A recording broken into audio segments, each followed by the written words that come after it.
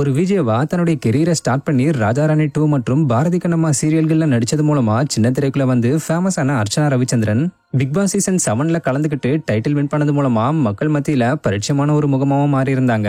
இதை தொடர்ந்து Demonte colony part 2ல supporting கேரக்டர்ல நடிச்சு சினிமா இண்டஸ்ட்ரிக்குள்ளேயும் கால் பதிச்சிருந்தாங்க.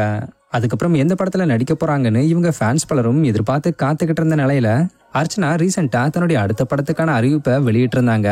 அதாவது அர்ச்சனா திருப்பியும் டைரக்டர் அஜய் ஞானமுத்து கூட இணைஞ்சு டிமாண்டி காலனியோட 3rd பார்ட்ல நடிக்கிறாங்க.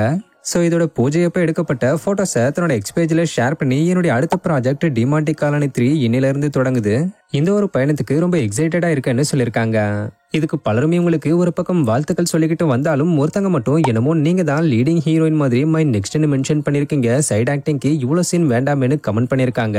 இதுல அப்செட்டான அர்ச்சனா அவங்களோட கமெண்ட்டை டேக் பண்ணி வெற்றின்றது ஒரே நைட்ல வந்துடாது, கடின உழைப்பு, தொடர் முயற்சி மற்றும் உங்களுக்கு பிடிக்காத நாட்கள்ல கூட உங்களை வெளிப்படுத்துறது மூலமா கிடைக்கிறது தான் இந்த வெற்றி.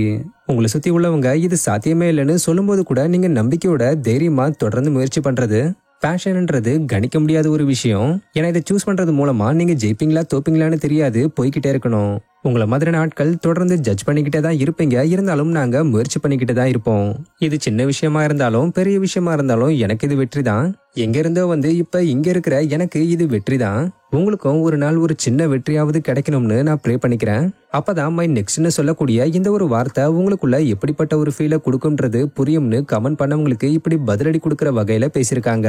மேலும் அர்ச்சனாவுடைய இந்த ஒரு ரிப்ளைக்கு பலரும் பாராட்டிக்கிட்டு வராங்கன்றது குறிப்பிடத்தக்க விஷயம்.